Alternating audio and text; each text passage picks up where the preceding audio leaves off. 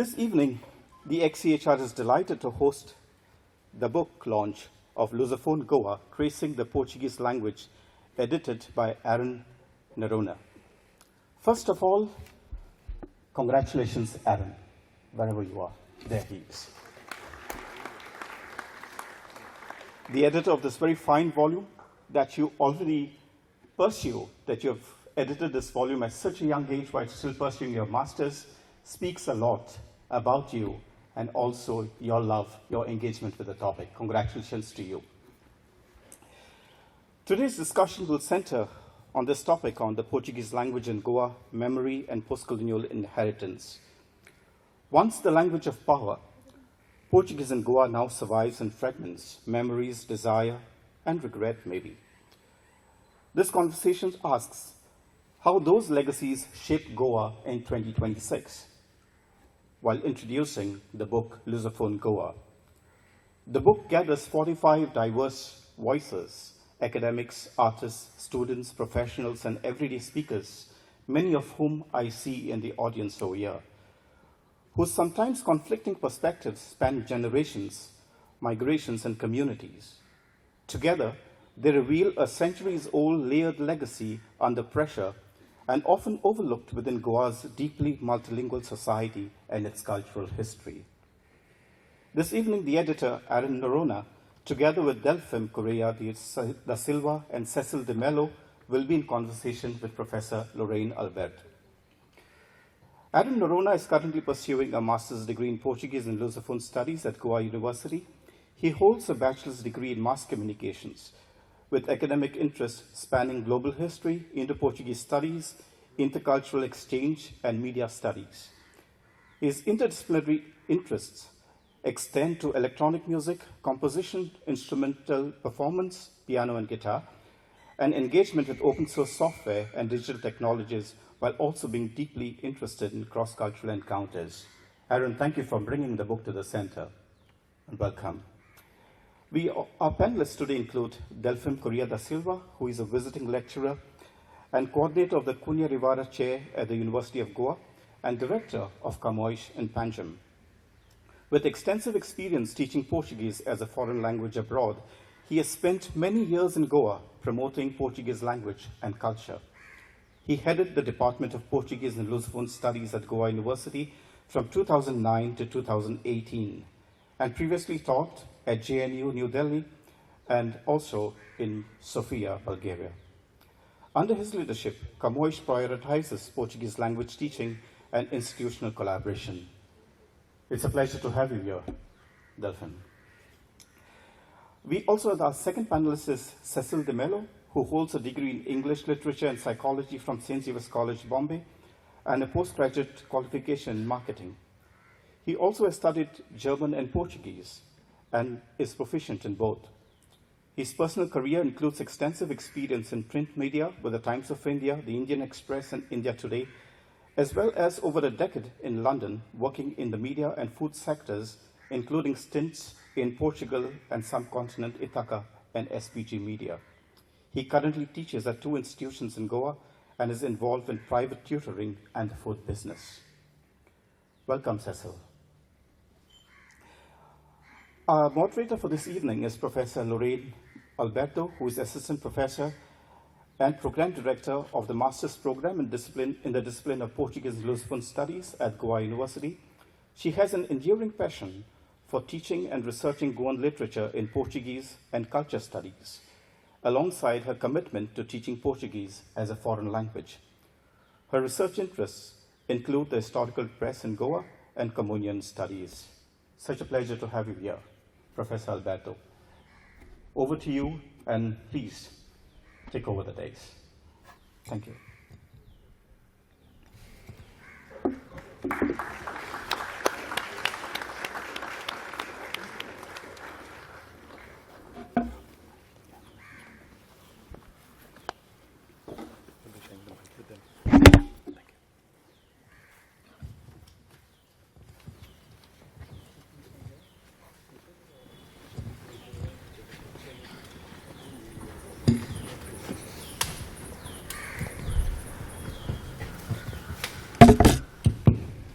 Good evening, A warm welcome to one and all gathered here today.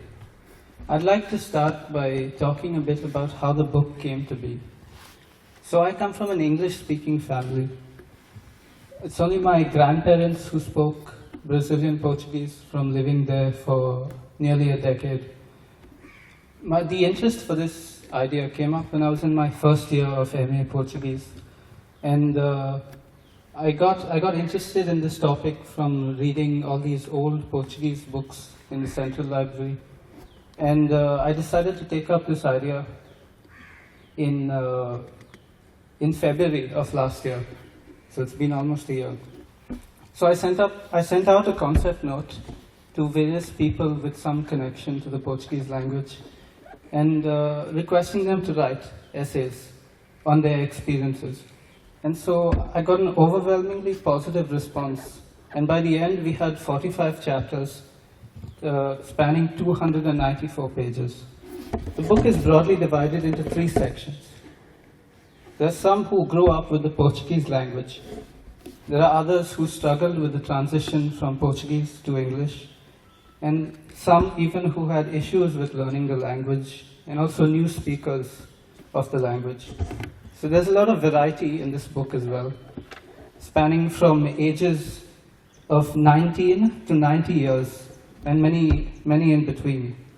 It contains a variety of places too, with stories from Goans in Mozambique, Brazil, Daman, and even a touch of Macau, as well as stories from Kochi, and from Goan Portuguese speakers based in Anglophone countries like the US, Canada, and Australia. There's also a variety of views and opinions on the Portuguese language in Goa. So there are many themes that pop up in the stories in this book. Many of the stories, most of them are very unique, but the themes that do pop up, to name a few, include a sense of loss, of losing touch with the language from lack of use, losing touch with the language that one grows up speaking. There's also people who use the language professionally, such as in making documentary films in the IT sector and also in the tourism sector in Goa. Some talk about their schooling days in Lyceum and other Portuguese primary schools in Goa. And there's also there are hints of optimism that come up for the language in Goa and its great potential. Chapters from the book include stories from a student who moved from French to Portuguese and her experiences learning the language, the potential of the language and opportunities, especially with India being in BRICS and the various things we have with Brazil as well. And among the authors, we also have the great-grandnephew of Monsignor Sebastião Delgado, Professor Amit Baya, who writes from the Federal University of Rio de Janeiro. Another contributor is a doctor who studied medicine through textbooks written in French, Spanish, and English in Escola Medica in Goa. A scholar found her grandmother's handwritten family magazine and narrates the stories of collating Konkani folktales of that era. There are many more very interesting chapters in the book, such as these. I'd also like to share some things I learned from conducting a few interviews in the book. There's one from Mr. Arthos Fernandez, who talks about growing up in Daman and coming to Goa, and then his long stint in radio in Goa and India, as well as being a professor at the University of Macau, teaching mass communication and Portuguese for many years, I believe 2 decades. And also he mentions how seriously students take Portuguese in China, saying that they go from learning the ABC to speaking within 3 months.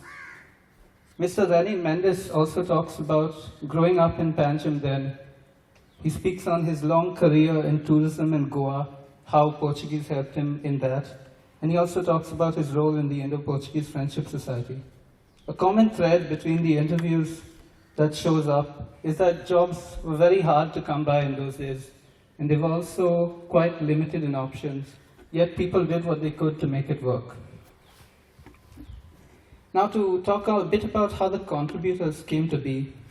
So I reached out to people I knew via WhatsApp and email, asking them to share their experiences.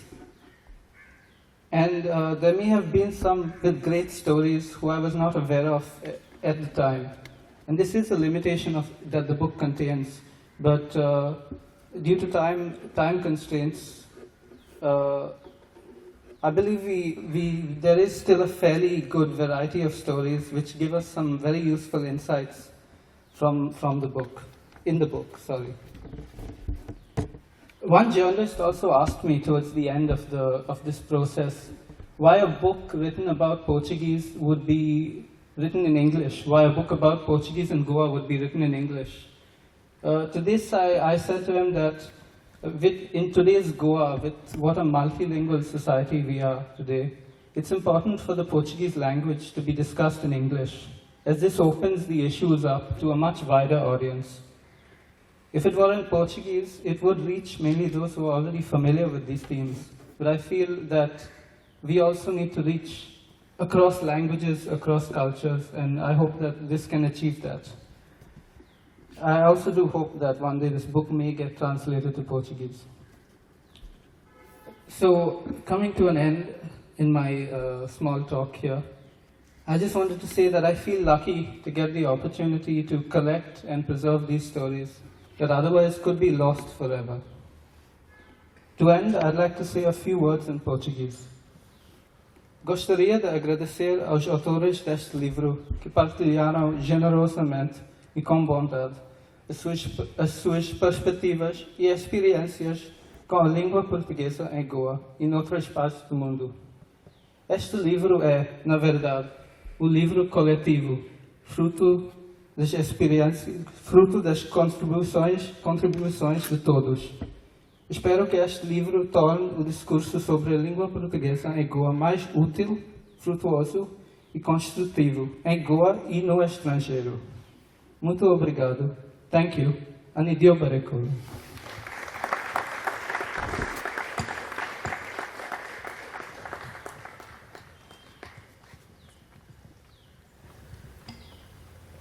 Good evening, everyone.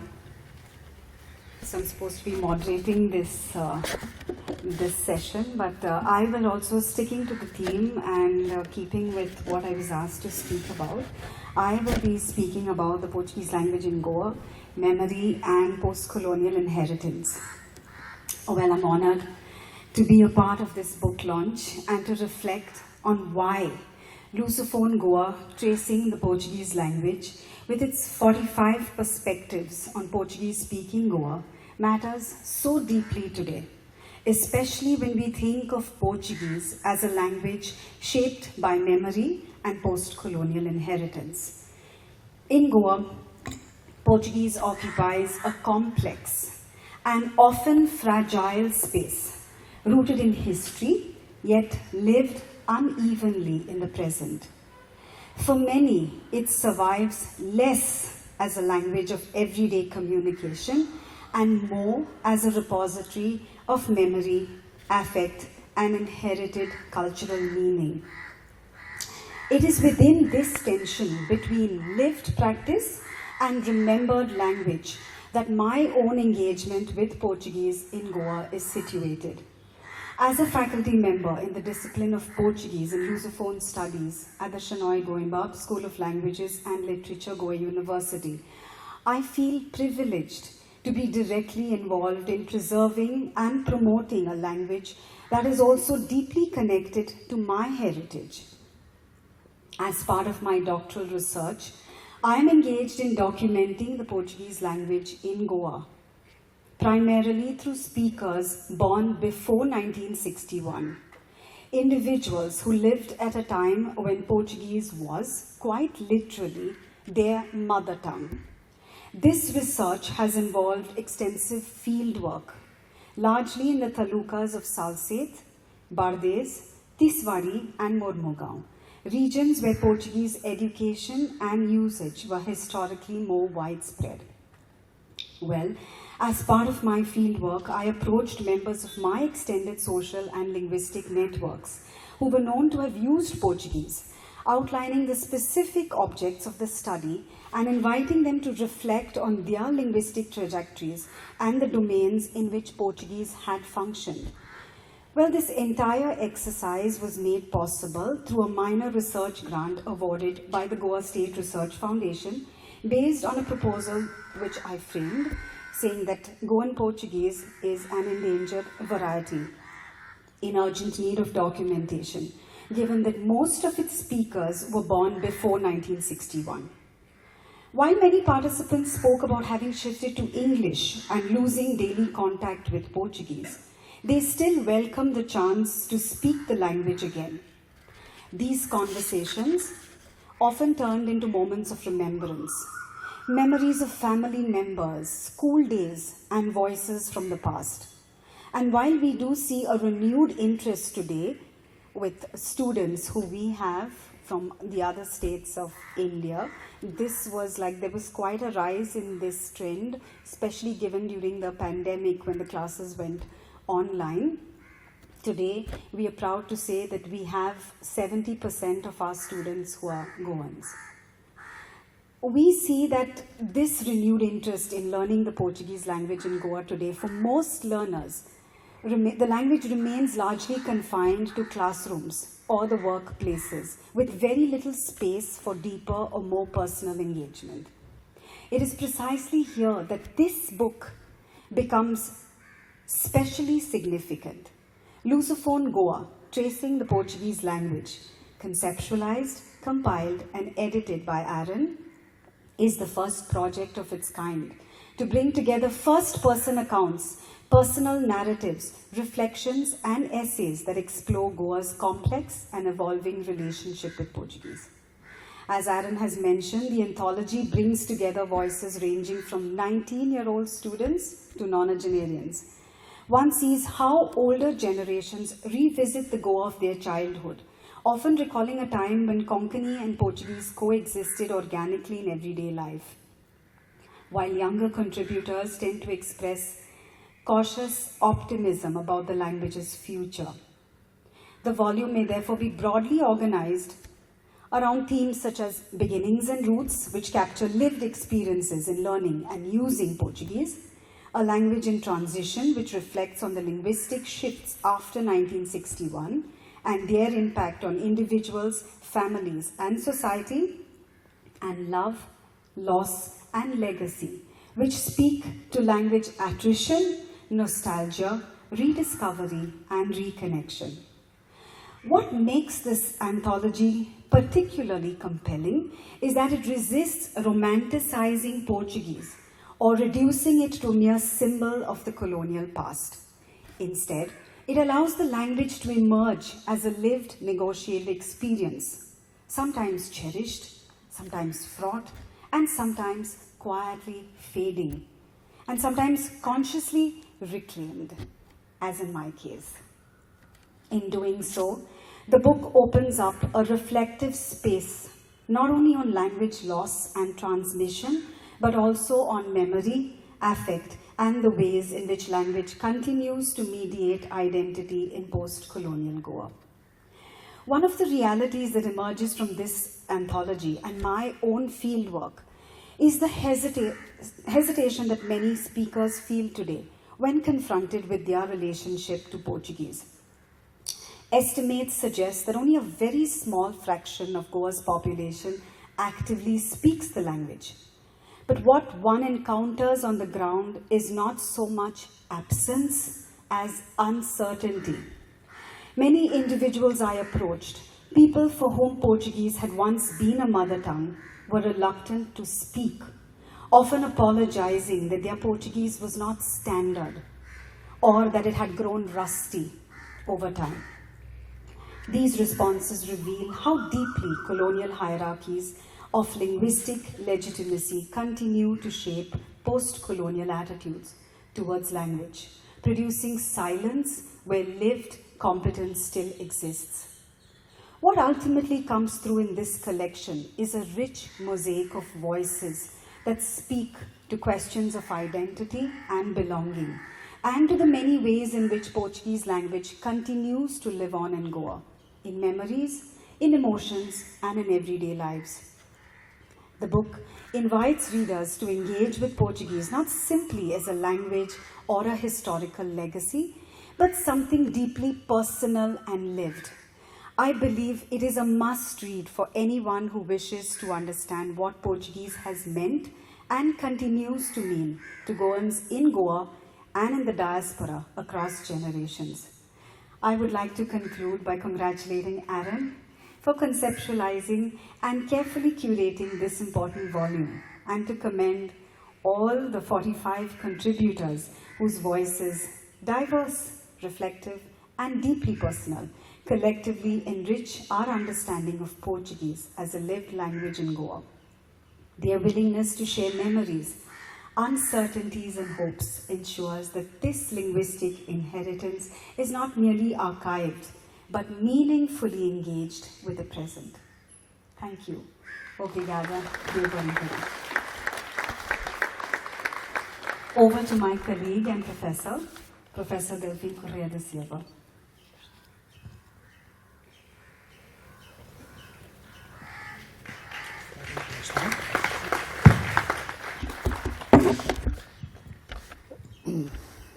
Good evening.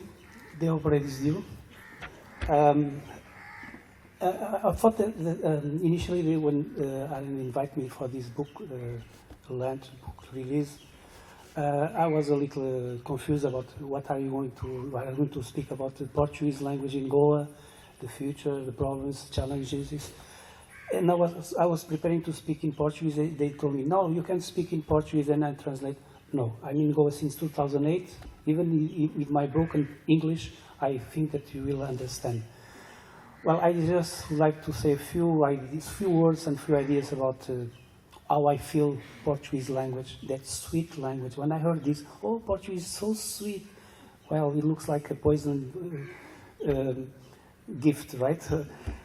Well, it's sweet, it's bitter, but it's really important, not only for Goa, for India, for Portugal, probably for a better world. But anyway, so I would like to take, I was told to speak about 7 minutes, right? Was the deal with Frederick. Just some ideas for then if you want to ask questions. I'm expecting more questions than blah, blah, blah. It's two things. They mention I have a lot of experience. I don't realize that I have a lot of experience. I look to the mirror, I see I'm getting old, but when I go to the classroom, teaching Portuguese, that's my love, that's my passion. The only thing that I'm able to do, I hope not so bad, I realize that years are passing by, but I see always young people. I feel young. So I have a lot of experience, yes, a lot of years teaching Portuguese, and I have also a lot of years of studying in Portugal, even today, even now, still studying. I'm in Goa since 2008, it was already said, as a visiting lecturer. Visiting lecturer means that I'm spending my time in the beach, having fun, and well, I'm a visiting lecturer more permanently than visiting. I've been teaching other cities, in other universities, in other countries, so I can have also a kind of terms of comparison about what is Portuguese foreign language, heritage language, mother tongue. Well, just a few ideas. At Goa University, where I basically work, that's my main job, working at Goa University as assistant professor, always assistant professor, paid by UGC. I got the good news from Delhi. They are going to pay my salary from 2023, not bad. So at Goa University, I was in charge, and I feel something that was not making sense in Goa, because everybody has this idea that, oh, everybody speaks Portuguese in Goa, and then you have the opposite. Either is a utopia or a dystopia. No, nobody speaks Portuguese in Goa. Portuguese is a dead language. Portuguese, what the Portuguese left in Goa is only bones, stones, and ghosts. Then I realized this is not true. Most of the Goans that I know, they speak Portuguese. They say a little bit. When they start speaking Portuguese, they're much more fluent than some students. Well, so this is a terms kind of argument that I can valorize. um, and can make me be able to answer some questions about the future of Portuguese in Goa. But what kind of Portuguese? There's no one Portuguese. This is what Lauren, she's starting to do, an amazing work in researching. Is there a Portuguese, a Goan Portuguese, a specific Portuguese? I believe, frankly, I really believe that we need study, we need people like Lauren doing research in the universities. When I invited in 2016 Professor Hugo Cardoso, it was the first professor that I invited for Cunha Rivera Chair. I told him, we need to do something on what is the Portuguese spoken in Goa, because they used to say, oh, maybe there was a Creole, but we are not sure. But yeah, but in Goa there is a history, 500 years of Portuguese. You know, when you speak Portuguese in Goa, people are shy, and it looks like they have also some shame of speaking Portuguese. Don't be envergonhados, don't have shame, because you are not speaking my Portuguese. Even in Portugal, my Portuguese is not the same Portuguese of Lisbon. I'm from Porto, and if I start speaking from Porto, probably some of you say, wow, what strange Portuguese. So, like Saramago said, there's not uma língua portuguesa, há línguas em português. Fernando Pessoa used that beautiful metaphor, a minha pátria língua portuguesa. I think that Jason wrote an article on this book. I was invited by Adam. I told him initially, yes, wonderful, I can say whatever I think about Portuguese language in Goa. I can finally write my ideas, but then I was looking, well, but who is going? Then I realized that it's better let those who are working and using Portuguese spoken in Goa. I can, of course, this is why I accept to be here, and I'm ready to difficult questions, embarrassing questions, but this is my point. Portuguese is not a language. There are many Portuguese. We say that, oh, Brazilian, in Brazil they speak Brazilian. Wrong. It's a sin. It's a capital sin, saying that Brazilians, even Brazilians, they cannot accept that they speak Brazilian. They speak Portuguese. Their Portuguese is different of our Portuguese. It doesn't matter. This is what we have to look to the future. Portuguese is pluricentric. It has to be pluricentric. And we say that from monocentric language, with the caravels, what in the 16th century, actually that's true, that's history. Portuguese was colonized, was the Portuguese from 16th century, Portuguese of Camões. There's no shame about it. But then Portuguese took different variants and different characteristics. And it's important because it's part of heritage. And for some of those who are using the language, they feel that without the language, they are missing something. Okay? Finally, I'm taking too much time. That's the question. What is the future of Portuguese in India, and specifically in Goa? Immediately, Goa and Macau. No, this is not the same coin, or it's different. It's different contexts. You know how the Portuguese left in 61. Maybe they stay here too long, but the way that happened was the wrong way. If it had happened after 74, I'm sure that we will be talking about something else. Anyway, so what I would like to share with you is this question: why there are so many people in Goa or in India? In India, probably not, because I have friends of mine from Delhi and all students who are coming from. They have an illusion. Where is a Portuguese restaurant? There is no Portuguese restaurant.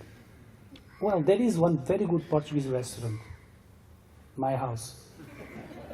And they come, they want to speak Portuguese. They look to the houses and they say, La Maison, La Hacienda. But this is not Portuguese. And now there's some kind of movement saying that Indo-Portuguese, no, Goan with Portuguese influence, okay, or Indo-European, because Portugal is in Europe. It makes sense. I don't think that it's what the tourists want to see in Goa. They want to see the tradition, they want to see the history. Not bones, not stones, not ghosts. So, my question is, why, according to these pessimistas, Probably they have something in mind. Why Portuguese is not growing so much or so fast? I remember all the time of Sermão 60 Padre António Vieira. Is it, more or less, the idea is it because of the word, the Portuguese language? Is it because of the ground, the students? Is it because of the teacher or the priest? In case of Sermão Padre António Vieira, none of them. Or maybe both of them, all of them. So that's the point. Those who are teaching, and more we have teachers from Goa teaching. When I came in 2008, they were blaming, oh, you are not doing nothing. Portugal is not doing nothing. There are no teachers available for schools. Now all the teachers that are teaching Portuguese, especially in colleges or universities, they learn in Goa, at Goa University. And we still have new generation. So there's a future. Let's give them opportunities. Not saying that there's no future with Portuguese. Otherwise, it's not because of the ground, the students. It's not because of the teachers. We have a lot of teachers, very well qualified.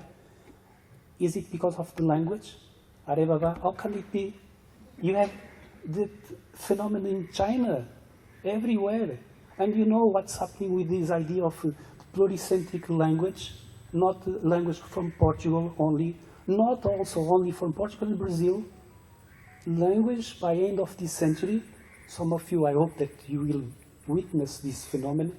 By end of this century, the biggest, larger community of Portuguese speakers will be in Africa. And I hope that by time, India will be also very strong and very important center. Let's fight these pessimist ideas, the challenges. Just to finish, now maybe we will leave for the questions. Thank you very much. Muito obrigado. Deobore Kuru.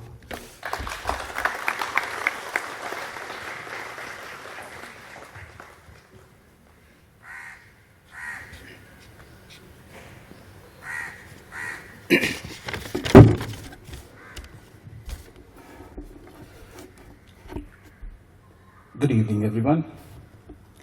Thank you, Aaron, Father Reinhold, and Goa 1556 for having me here. It is indeed an honor and a pleasure and a privilege to be able to speak to such an august audience.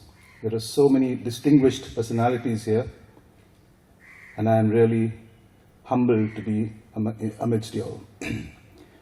So as you know, my name is Cecil de Mello. I was born in Goa, brought up in Bombay, where I studied at St. Xavier's College. I graduated in English Literature and Psychology, and then subsequently went on to do my master's in marketing. It was called a working MBA at the time, from NMIMS in Bombay itself. I've also studied German and Portuguese, German from the Goethe Institute, represented by the Max Müller Bhavan in Bombay, and Portuguese from the Institute Camões, and many other sources, including sources from Portugal itself. I've worked in the print and digital media, both in India and abroad, and I'm passionate about language, food, and travel. As a teenager, I was fascinated with Europe. When in college itself, I worked towards self-financing a trip to Europe, and I made my way to Germany. From there, I was fortunate enough to drive through 5 countries, from Germany to Belgium, France, Spain, and then Portugal. It was the first time I'd been at the young age of 19 to Portugal, and it was love at first sight. I loved it then, and I continue to love it now. In fact, my wife says the only affair I'll ever have in my life is one with Portugal. The language itself was not so much, I was not a stranger to the language. I've been exposed to Portuguese from my very childhood, because members in my family spoke it. But I experienced a difference. I was fortunate enough to listen to the Portuguese spoken in Goa, and then I heard the Portuguese spoken in Portugal. As Professor Delphine just mentioned, there is a difference between Porto and Lisboa. And I was fortunate enough to have two uncles, one who is married to a Portuguese lady in the north of Portugal, in Bragança, Villarreal, near the Spanish border, and I have another uncle who is married to another Portuguese lady in Oleão, in the Algarve. I could tell the difference after some time, that there was a difference. But in the end, it was Portuguese. So when we talk about all the different types of Portuguese, there is no such thing as he speaks Brazilian or he speaks Angolan. Of course, there is Portuguese spoken in Brazil, Angola, Mozambique, Goa, Macau, and of course Portugal. There's no right and there's no wrong. They're just different. The mother will always be the Portuguese spoken from Portugal. My work in media included stints in some big brands in the print media, Indian Express newspapers, Business Today from the India Today group, and the Times of India. I'm a bit of a rolling stone in a sense. And my father said, rolling stones gather no moss. But I think some would say that this rolling stone, over the years, has gathered a bit of mass, if you excuse the sad pun. So while I was at the Times of India, well entrenched into the system, earning well, I just decided one fine day to pack my bags and go to Europe. If anyone's familiar with the Times of India building in South Bombay, they will know that it's a massive building with more than 1,000 employees at any given time. And people of all ages worked in the building. When they got to know that this young man is leaving the Times of India, 3 uncles came down to my department from different parts of the building and tried to convince me to stay. Professional harakiri, one uncle said. You don't know what you're doing. People get into this place and then become part of the furniture until they retire. But my mind was made up. I wanted to explore and understand different cultures. So I traveled extensively. I traveled to Guernsey, that enchanting island between England and France in the English Channel. I traveled to Germany, several European countries, and of course I lived in the UK for almost 15 years, mainly in London. But across all these places, there was one thread that bound my travels. I endeavored to meet people who were Portuguese in origin, or Portuguese themselves, or those who spoke Portuguese. I met Madeirans in Guernsey. I went to the ghettos in London, in Stockwell, where there are Portuguese colonies. And I met several people. And as I met them and interacted with them, my love for the language and the culture only grew. Eventually, I came back. A few years back, I returned, this time to Goa. But this decision was driven by the fact that our son, both my children were born in the UK. We were here for a gap year, and my son was diagnosed with a medical condition which forced me to come back. So I came back, but that opened up the opportunity for me to teach. And today, I am fortunate to be teaching in 2 institutions. I teach at the Loyola High School in Margao and the Presentation Convent Higher Secondary School. I was also offered the Loyola Higher Secondary, but the timings were clashing, so I declined that. So, we are here today to discuss the legacy of the Portuguese language. And the moot question is this. If Goa has so much of an affinity and an affiliation to Portugal and the Portuguese language, why is it that we have so few youngsters taking up Portuguese as a language? You know, there are a lot of people and a lot of institutions and bodies in Goa who are doing a terrific job. I mean, you have the Fundação Orient, you have Institute Camões, you have the Indo-Portuguese Friendship Society, you have Communicare, you have the Lusophone School of Studies. All of them are giving invaluable support. But despite that, we seem to lack to get the interest in the younger generations. So my answer, I think, I mean, 10 minutes is not enough time to make a presentation in what could be the way forward, but we need to do this together. We all need to put our minds together, and I think one of the things is to get Portuguese exposed to more youngsters at the grassroots level. And what I mean by the grassroots level is not the 8th, 9th, and 10th standard students of selected schools where Portuguese is taught, but across the board, and expose to them and make them aware of this beautiful language of Camões, which once they see the value in it, they will definitely, choose Portuguese as an option. Of course, we need the teachers to do that, and I'm sure we'll find the teachers, but we need more youngsters getting on board. One final thought. Many of my media colleagues who I used to work with when I was in the media in India are earning a king's ransom today in terms of salaries and perks. The question I'm often asked is, do I regret having left all that and gone abroad? Not at all. The holistic, fulfilling cultural learning and self-development that I gained through the understanding of all the cultures, especially that of Portugal, could not be bought by all the king's ransoms put together. And that learning has been facilitated by understanding the nuances of the language, Portuguese. Therefore, I urge all of you, whoever is in a position to do so, to make a conscious effort, and we can talk about this and go back to the drawing board and see how we can take this forward. I urge everyone to get more interest and let us work towards a way towards making Portuguese more accessible and more learnable. Let's do this together. Vamos, viva, força português, dankeschön, obrigado.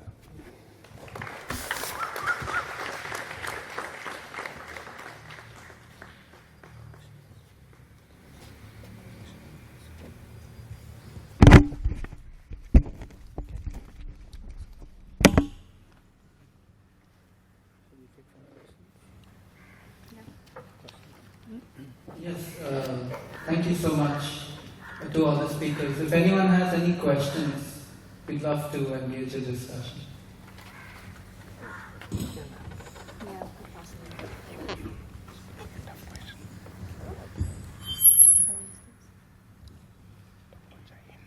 Gentlemen, first of all, I must compliment an intellectual gathering. I felt like a Palestinian at a Zionist meet when I came in here. Fortunately, I was not at the receiving end of what the Palestinians receive in Israel. My question comes to gentleman professor from Portugal. Without compromising the spirit of Atiti Devo Bhavo, which is a culture of my country, as in guest is God. My question manifests from my ear to the ground that many Goans carry a colonial hangover from the manifestation of colonial inheritance.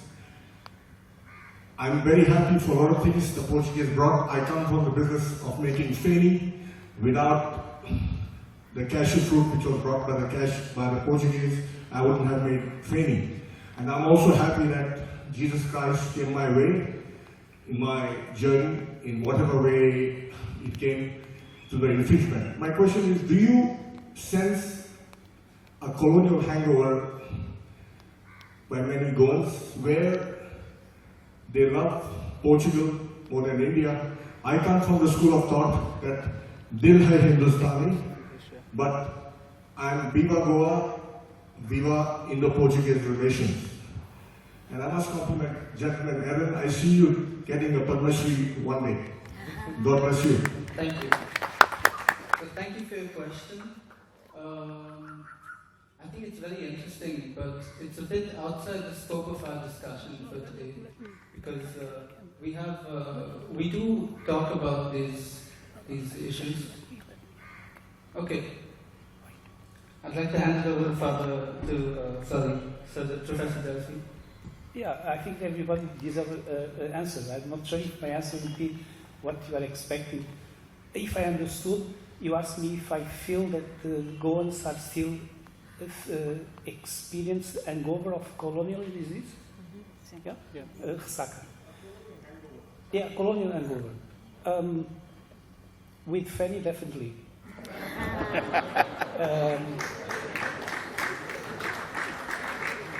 Colonial, I'm not expert on these things, but because there are a lot of narratives, the bad colonialism, the good colonialism, all the colonialism are bad, full stop. I remember Boaventura Sousa Santos a long time ago, not so long, 12 years ago, and there was a big discussion about, of course, it's still quite close to the events of 61. But I also feel that there are a lot of wrong stories, wrong descriptions about the events. And nowadays, it's amazing, thanks to the new tools and the new AI, the information is there. So if you want really to know about the effects, everybody can search, but the problem is which one is the right. So I personally think that there is a kind of narrative who are not so accurate. Of course, there is different kind of historical perspectives. Definitely, there was an effect. Colonial hangover, yes. The events of 61 are still recent. It's obvious. When we compare, for instance, with Portugal, we don't feel hangover from the Romans, colonial period of when we were also colonized by the. Well, the history of Europe also. We are going to discuss about identity. Yeah, but shortly, yes, I feel that probably, especially the young generation, they are getting for granted what they are hearing, and probably this is why we have to discuss more and to say exactly in which part the thing was bad and can you recover. I hope that Goans decide, namely because of this issue of the language. As I said, Portuguese spoken in Goa belongs to Goans. You don't have to imitate my Portuguese, which is awful, from Porto. They say English when it's awful. But it's part of you. It depends on you if you want to take it or not. If you think that the language is not heritage, is not part of your identity, it's a bad effect of colonialism. So yes, live the language. Don't speak Portuguese. Speak Brazilian or Angolan at least.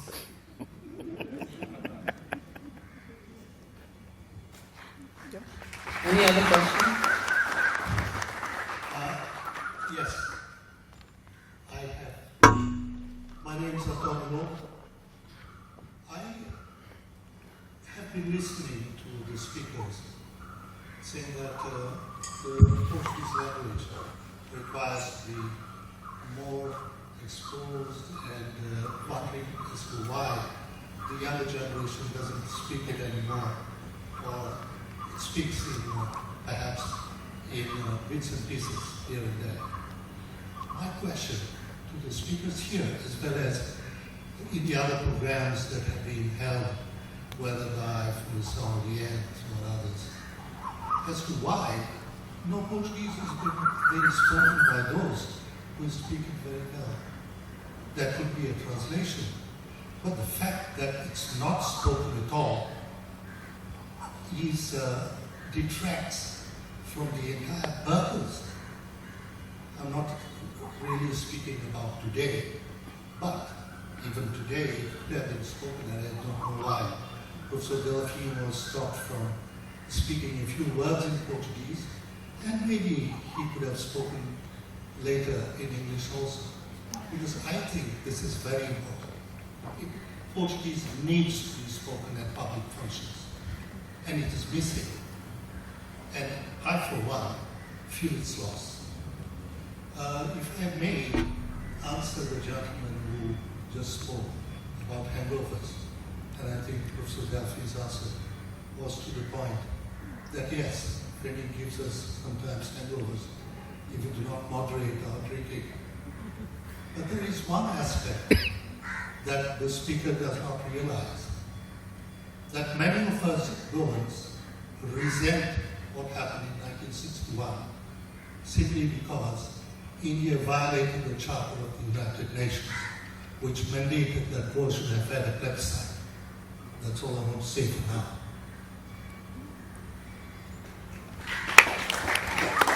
Thank you.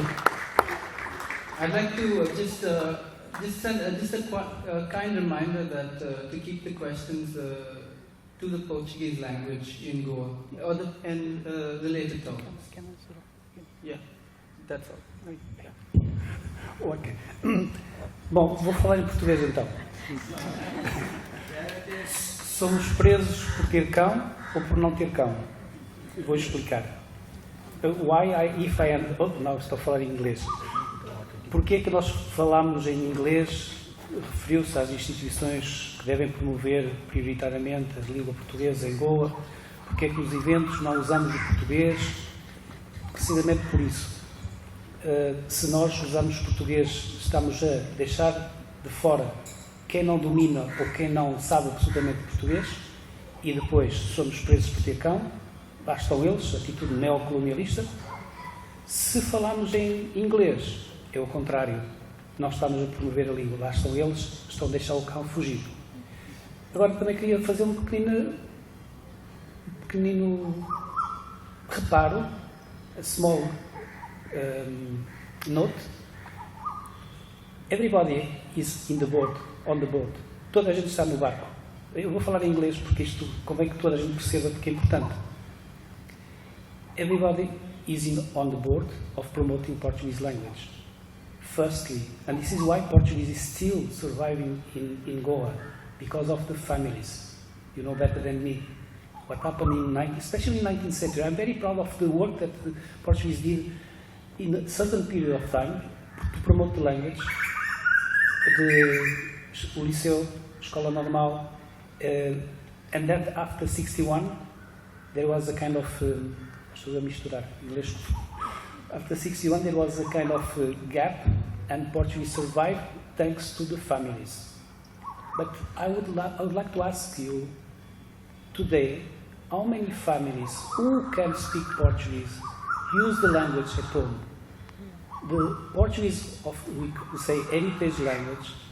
So this is also very important, because then in the school there's another thing, but probably my colleague Professor Loren can say something about NEP. There is kind of revolution about the languages, but this is not exactly the topic of this. So this is the point. In many functions we use English to be nice, to be more inclusive. Because personally I try in some occasions we have functions in Portuguese. In Goa University we speak mostly in Portuguese, of course, with the students, but it depends also about the students when they arrive to the university. But what is the contribution of the society? Those institutions, structures, in terms of the families who could speak Portuguese at home, and they don't. This is what I feel. Yeah, that is exactly what happens when I go out on the field to do my field work. Most of the families, most of the parents, the older generation says that they had to shift to English because they realized that English was the more viable language, the one that the children would have needed in school, and it's a shame. Yeah, it's a shame, but so the younger generation doesn't speak the language anymore.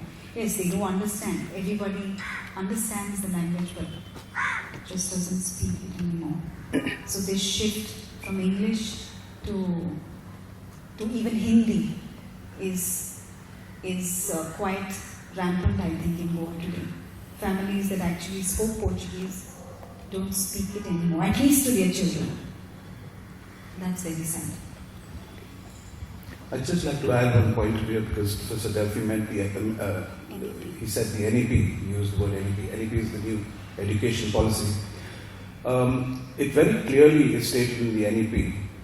I can even give you the point number, it's 5.2, wherein it states that foreign languages such as French, Portuguese, German, Russian and Korean, these 5 have been mentioned, have to be encouraged in the new education policy. However, certain boards and universities are not taking this on board. And one of the most bizarre arguments I have heard, which is doing the rounds, is that if we allow Portuguese to be encouraged, then it will overwhelm other languages. I think this is absolute rubbish. Languages do not kill other languages. Languages do not destroy other languages. Languages complement other languages and coexist. Take, for example, Switzerland. Switzerland speaks 3 official languages: German, French, and Italian, depending on where you come from in Switzerland. In addition to that, a citizen of Switzerland, seeks to learn English, which is not in his curriculum. Likewise, in Belgium, they speak German, French, and Flemish, but they make an attempt to speak English. Why? Because English is something that they have been made aware of as being a language that is important, it is universal, and it is accepted. Why can't that same thing happen in Goa, for starters, with Portuguese, is my question. Good evening, everyone. If I may, I am a writer, I'm a journalist, I'm also a student of Portuguese language at Camões. I'm not a Goan, I'm a Goan just by inclination and by heart. And I study Portuguese in a class where there are 10 students, 9 of whom speak Konkani, and myself. So I have a very outside-in perspective. I also speak Italian, so Professor Delphi knows that I have a love affair for Italian, and he told me that Portuguese is actually a little bit more advanced, and this I have seen for myself. It's so nuanced, it's so layered. Just for instance, the verb to be, like there's a short duration and there's a long duration, like ser and ishtar, and so many examples like that. So it's a very interesting journey of learning Portuguese. But being a writer, I'm a journalist myself, and I write about food, wine, travel.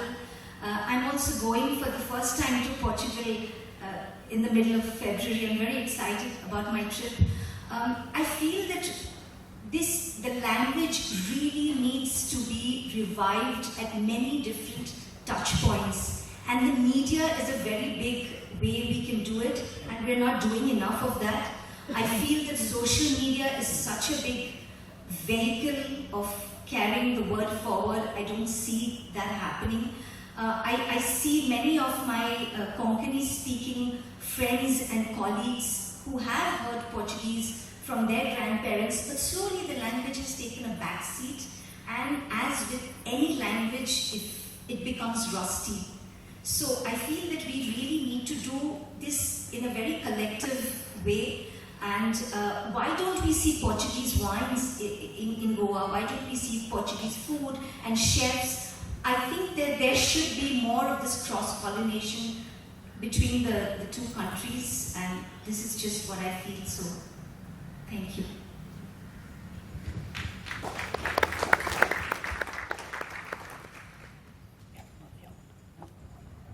Do we have any more questions? Good evening. I am Gerard. I wanted to, with regards to the book and with regards to your own experience, how much of this decline of the language is due to globalization? I know we speak of Goa having abandoned Portuguese because of the colonial hangover. But within Portugal itself, is there like people who are speaking English, or is there like a decline on account of globalization? In Portugal, are they speaking English? Well, in English. In Portugal, English is very popular. Everybody speaks English quite well, much better than me. But it doesn't affect Portuguese. In Portugal, there's no problem of speaking English. About in Goa, I don't know if my colleagues want to say something about the effect of English in the promotion or expansion of Portuguese, right? Yeah, everyone speaks English today. And in fact, people have moved. That's what families keep saying, that they were the ones. In fact, the parents say that they were the ones who encouraged their children to. Many families have said this. They were the ones who used Portuguese, like a younger generation like mine. I mean, I'm not the younger one, but there would have been a young generation still after this, like Aaron's generation, that would say that their parents and grandparents would speak Portuguese as like code language at home, so that the kids or the grandkids couldn't understand. So I have no idea why that was done. And it has happened with a lot of families. So, but it's not like the children don't understand the language. They do. So to your question about globalization of, you said what again? The language. The effect of globalization is one of the reasons. Probably, right? Yeah, it looks like. Because even in Portugal, you see that the Portuguese speak very good English. Yeah, and they also speak a lot of slang from all the other Portuguese community, the colonized communities that are living in Portugal today now. The former colonies. Yeah. See, from the former colonies that are there, you see that there's a lot of borrowed words that they use in. Which is good. Which is good. This is not the problem. Actually, the plurilingualism, we have to promote it. And the question is not because of learning other languages that the Portuguese will disappear here or somewhere else. On the contrary, more languages you learn, and you will find out that there are some connections between languages. I'm starting a course with students from the basic, and I love to start teaching Portuguese first, second session, because it's like it's better than discovering the sea route to Calicut, because the students, they are not prepared to know that actually Portuguese and Indian language, they are so close. They have to go back to the tree when Latin and Sanskrit are close. Then I start asking them, how do you say the numbers in your languages, in Konkani, in Marathi, in Hindi, especially in Hindi, it works better. Then they realize, oh, they are similar. And suddenly they realize learning Portuguese is not going to kill my mother tongue. On the contrary, I will know much more about. So this is the same case here in Goa, and especially in Goa, because Goa is not only a former colony of Portugal, is where you feel better the sense of Europe. Let's now use Europe and also the Indian culture, the Indian languages. So Konkani has to survive, and Konkani, of course, is strong. There was a time where they said the Portuguese killed Konkani. This is not true. There's a survey that shows that in '61 they ask not what is the language that you are learning in the schools, but mother tongue, and it was 80% of the Goans. They said my mother tongue is Konkani. Of course, then there was a decline. Portuguese disappeared. Firmelenge, sayonara.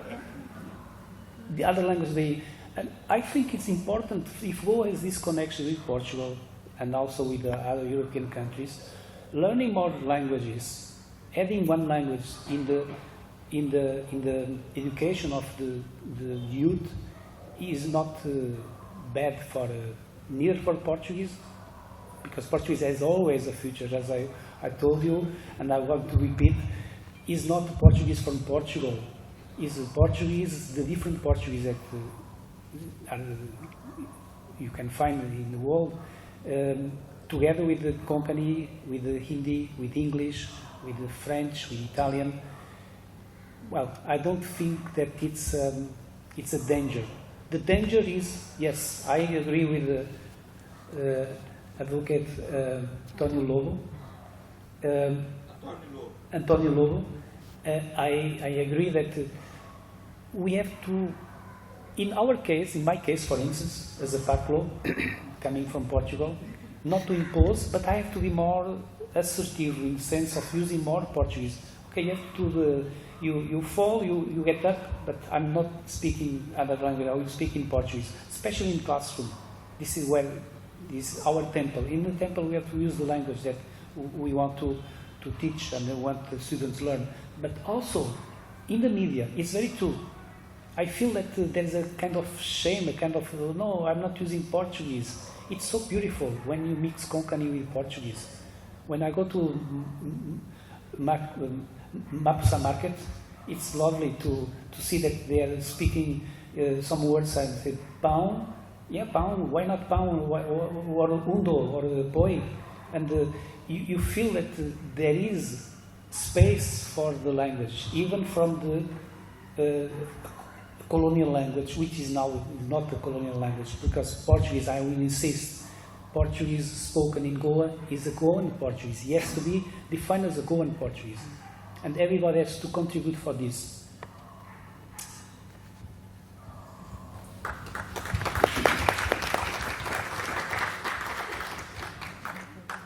I have something to say, but it is not a question.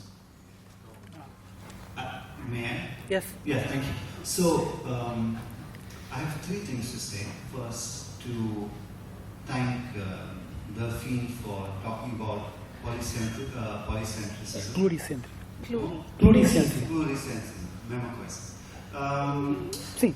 Which I think is something that we need to get into our heads, because the way in which language, too long we've been using 19th century models which are focused on just on the one. And now we're moving back to a more natural modus vivendi, in which you can see that the language has multiple ways of being spoken and they're all same. But this is not really what I want to say. The two things I really want to say is, people aren't stupid. So when they say that, oh, they're ashamed, when they present it as shame, it is not in fact shame. Because what I realize is actually Portuguese, I mean, this is not surprising, Portuguese in Goa has been effectively silenced. If you read Maria Aurora Coates' reflection on the language, it's very clear that in the 60s, in the 70s even, it was clear that you could not speak Portuguese for fear of being branded an anti-national. This sentiment may have subsided, but it has increased now again. So Portuguese may thrive in India, but it will never thrive in Goa until you address this larger question. And the question is, Portuguese is systematically silenced because it's not the language you're against, it's the people who speak the language that you're against. You just don't want them here, right? And of course, many people have sensed this and therefore have moved away from Goa. Point one. Point two, there is one institution in Goa that could have, that should promote the Portuguese language, not for any other reason except for the fact that it is the language of Goans, and that is the Diocese of Goa. But this is the one institution that is too busy saving itself, and therefore too also, rightfully perhaps, afraid of being silenced. And so they will not lift a finger. Also, the dynamics, social dynamics within the diocese have changed, so that the people who are now in positions of influence no longer have any effective relationship with the language. These are all largely people coming from the new Congress, right? This is another reason why they will perhaps go out their way to suffocate the language. So there we have.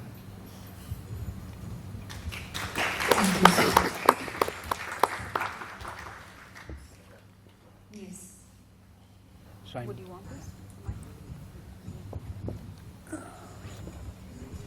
Good evening, everyone. Very interesting discussion. And I have so many things to say, but I think quickly a few bullet points. I think one of the things that I was born in 1961, October, just 3 months before December.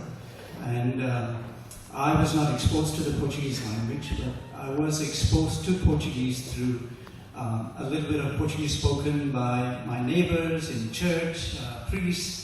My baptism certificate was in Portuguese. It was undeniable. It was in the air, and I was breathing it. This is like secondhand smoke. It was there, but I wasn't a smoker.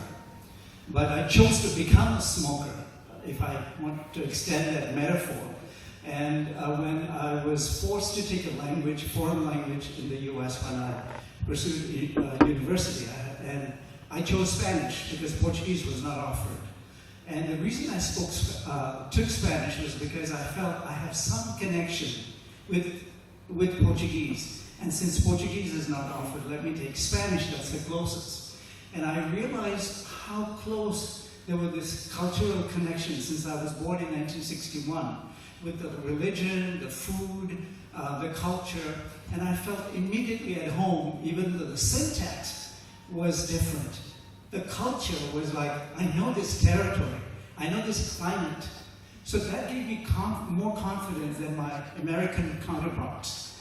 They struggled with the language because they just were struggling with the culture, and for me, I was familiar with the culture, not just with the syntax. So it was easier. Now I think in Goa what has happened is that as it relates to Portuguese, because in school I studied until 12th standard. I took, of course, English, Hindi, and I chose Marathi, even though French wasn't offered because didn't have affinity to French. But later on, I studied Spanish, and from Spanish, I got a route into Portuguese because I thought that's the closest. I need to go back. Now, I think Goans suffer from a complex, that post-1961 complex. We feel more so than the hangover, we feel the anti-hangover. We're drinking too much coffee to get over the hangover. That's what's happening. We're so scared that if we speak any of the Portuguese, we'll be branded as elitist or, colonial friendly. I think that is the issue.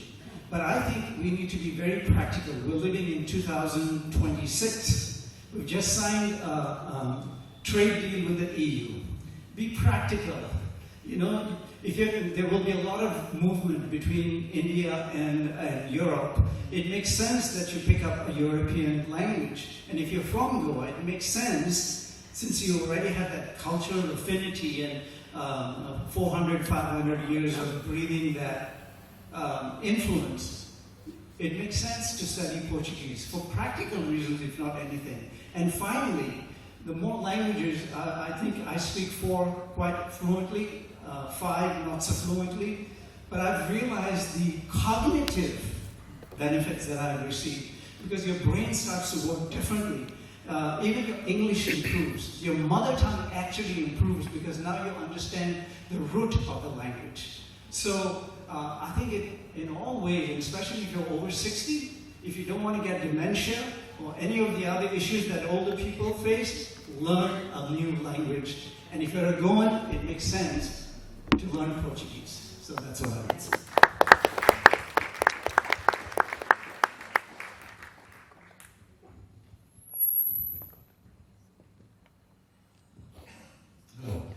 Yeah, I've just realized through all this discussion that we talk about hangover of colonialism, but I always thought that Goa was not a colony of Portugal. Absolutely. And it was a start. We had 2 deputies in the parliament. Which colony has that? And the other thing is that we used another colonial language to tell us that Portuguese is a hangover. We used British language, which was a bigger colonial master, if I might say so. And I find that is completely absurd. There is no such thing as hangover, because this language, what I am speaking, could be a British hangover. So that's just a point I wanted to make. And also about this colonialism and all that, we can afford, or we are given the facility to opt for a Portuguese nationality because Portugal never abandoned that Goa was part of, not as a colony, but as one of the states of Portugal. If I am wrong, maybe I would be happy to bear an answer. Thank you.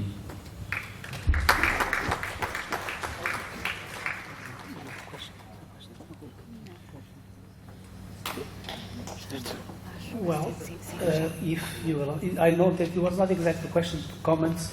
Maybe I will leave Lauren to conclude esta questões de perguntas e respostas. Just to say what Jean mentioned about learning Spanish because the Portuguese was not available. But, well, I'd like to finish at least what my last words. It's a kind of marketing of Portuguese. Why to learn Portuguese? And especially in Goa for all the reasons. One more, and it goes more straight to the idea of Jaime. Because Portuguese is more difficult than Spanish. Yes. Portuguese is very similar with Spanish. Yes. With Portuguese you can understand quite a large number of words and expressed in Italian. Yes. The phonetics of Portuguese is very similar with French. You have all of these. It's a very complex language. So the time when your kids, your friends, your foreigners, students are asking you, shall I learn Portuguese in Goa? Yes, for many reasons, plus this one.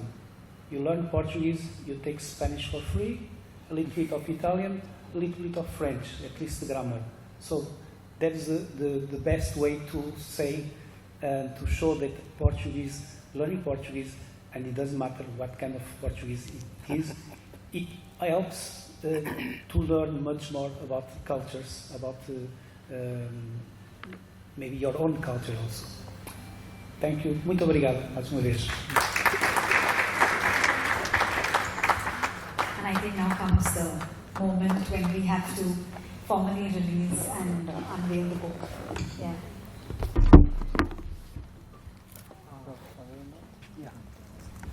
If you don't mind, we just call Renald, don't call me father, Renald, to release the book because we are so grateful for his support into organizing events here. Come, please. Not only for us, but for so many other programs. And a small request to the contributors of the book to come on stage. Please. There are so many of you all. With my bad eyesight, I cannot recognize, but Isabel and Jan and all you. Omar, Pia, Jason, Mark, Omar, Jason, Mark, Lourdes. Delio. Lourdes. You'll be caught, sooner or later you'll be caught, so you better come out. Please. Yeah. Grisha. Yeah, so it's just wait. Please. Jody, Joseph Claris, and Nelly. Sorry for missing out some names. Vince, thank you for coming. Jose Lorenzo, please, and Ruben and Joanne. Sanika. Sorry, Sanika. Lutz, please. Dhruv 1, Dhruv 2. Dhruv was down, Professor Dhruv. Dhruv. And Rene Mendes, Mr. Rene Mendes. Yeah, thank you. Thank you everyone. I hope I've not left out anyone. Thank you so much. As Aryan emphasized, it's really a team effort. Without you all, this would be done. Thank you, Will you come? I'm waiting for you.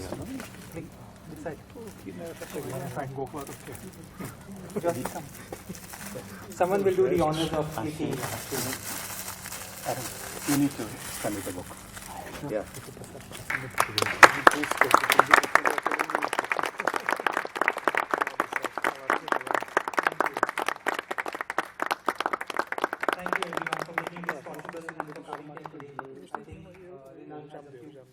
last words to say.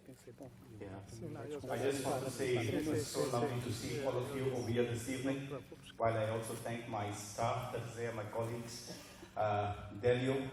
You know that the Xavier Center also conducts Portuguese teaching classes that Delio and Blanche teach over here.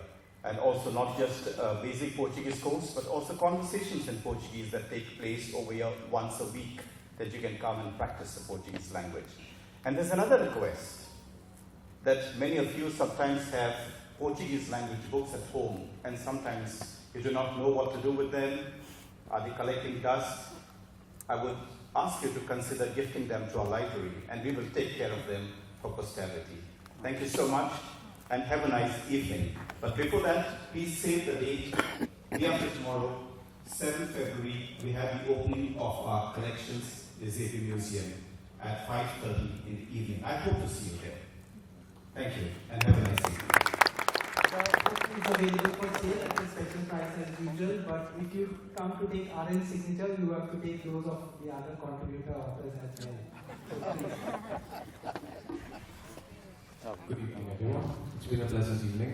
On behalf of the Xavier Center of Historical Research, we take this opportunity to extend our heartfelt gratitude to our distinguished speakers for today.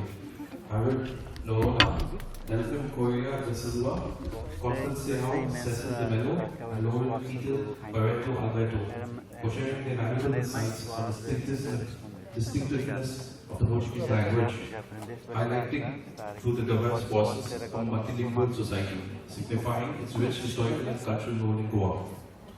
Likewise, we are honored to Rui Lobo for the delightful performance on the piano that has certainly lighted up today's event. We further extend our gratitude to the XHR management, which includes Arti, Hasina and Maulali, for their tireless effort and dedication contributing to the smooth function of today's program. We must also express our appreciation to Pachi Archive for his time volunteering here at the center. And lastly, a special thanks to each and every one of you for your presence, bringing out today's success in today's discussion. Please continue to enjoy the evening, and thank you once again.